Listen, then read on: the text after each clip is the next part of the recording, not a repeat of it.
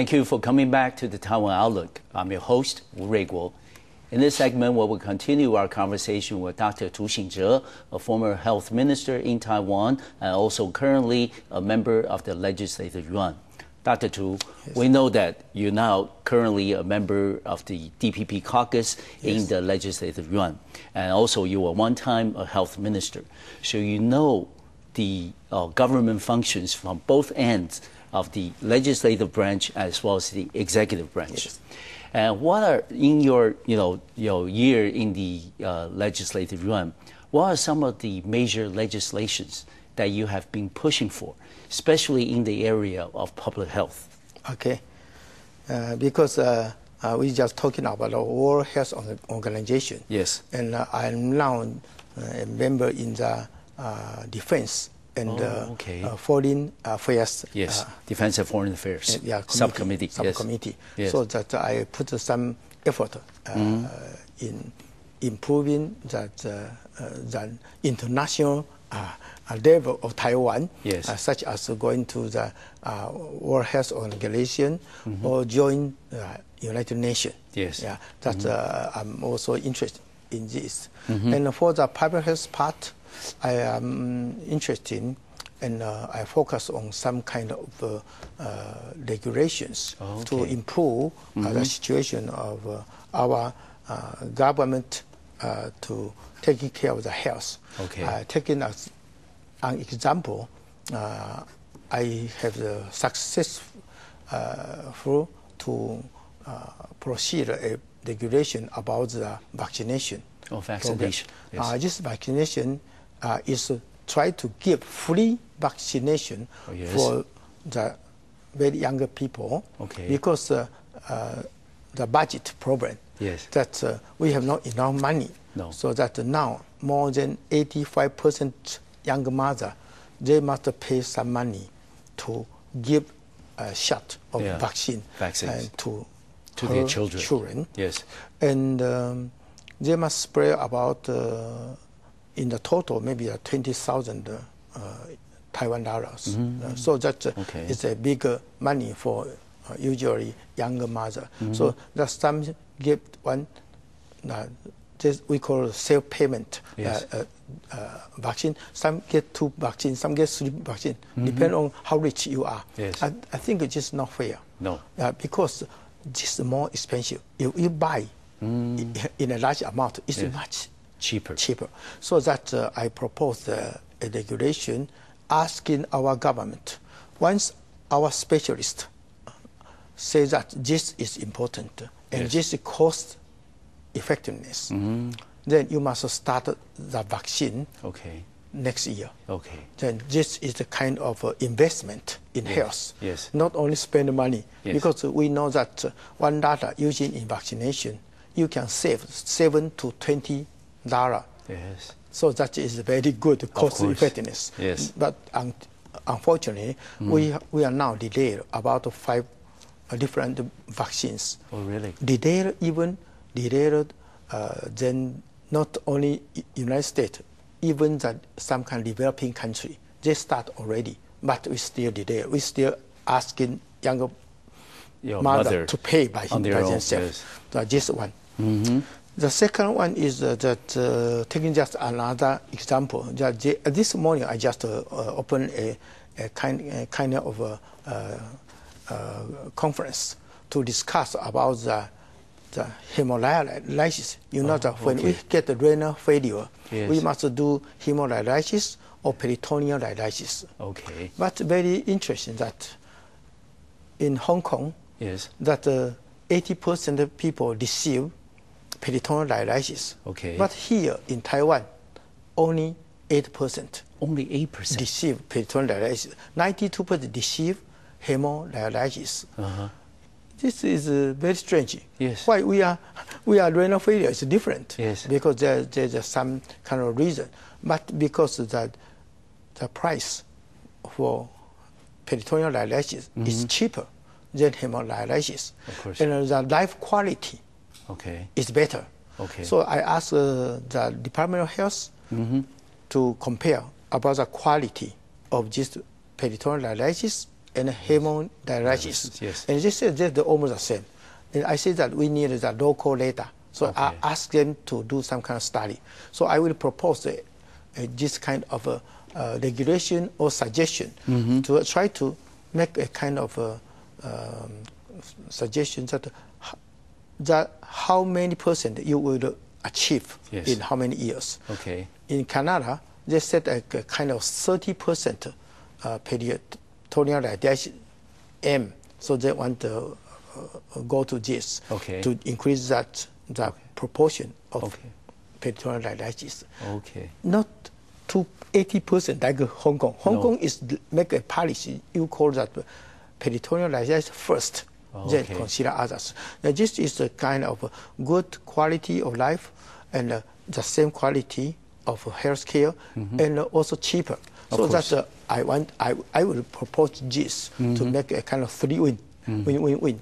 So that's my that's another piece of legislation that something you're working like this. on. And of course, I suggest and I give a lot of suggestion, including that how to control H1N1 or others. And this is very important because during SARS, and I was the Minister of Health at the time. And I know that how the government works, and I know that politicians is always want to interfere the epidemic control.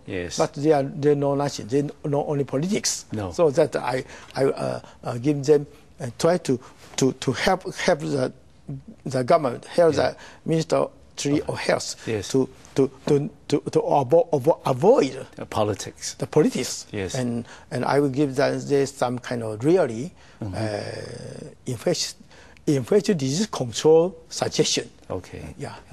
Dr. Tu, you mentioned a very interesting point in the sense that you are a medical specialist, especially in the area of public health, but you also being involved in the public domain as both a health minister as well as now a member of the legislature. Then a lot of times when you're trying to push very specialized pieces of legislation on public health, for example, then maybe some of your colleagues, or maybe, like you said, politicians, they don't really understand the specifics and the expertise they need to understand the importance of your proposed legislation. How do you then work around those difficult challenges and try to convince your colleagues in the legislature, whether it's the same party with you or in a different party? How do you convince them that this is a very important piece of legislation for the people of Taiwan? This is we call political manipulation. I think this is very important. I think I usually use two ways. One is just like a doctor diagnose the disease, treat the patient. We call evidence-based evidence. So that evidence-based is very important. You must do some kind of study. And using this data to persuade other people. So I call it evidence-based. You must have some kind of this information.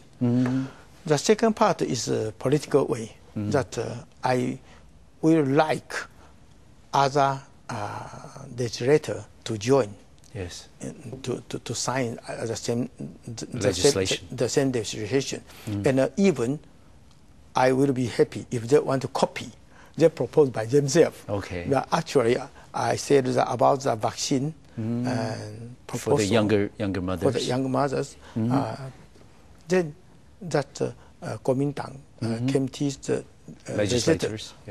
Some people copy almost the same, but I'm still happy because it's a good thing.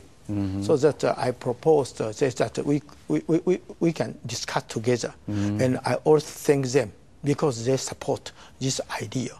So that this method means sharing the credit.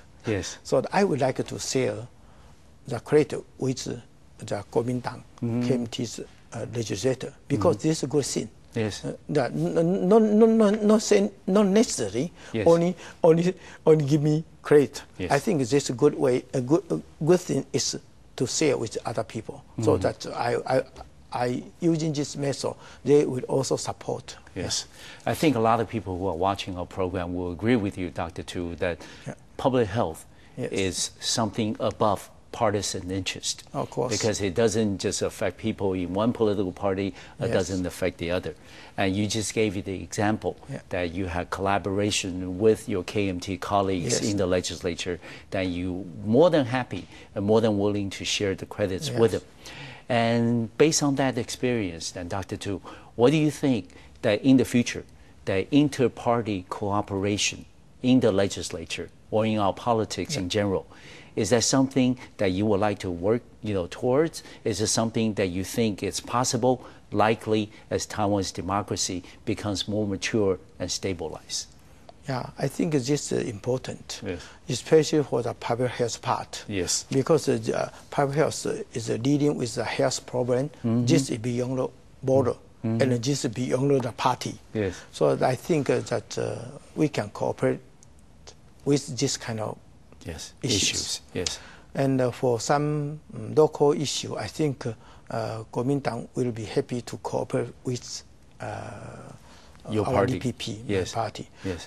because they have the same situation. Yes. Because we must listen to the voice of our people, and we must put Taiwan on the center, the Taiwan center. Yes, that is most important. I think this is most important. Yeah. And in this part, I would like to ask the high level of Kuomintang, KMT's people, not to put your black hand too much into our legislative end.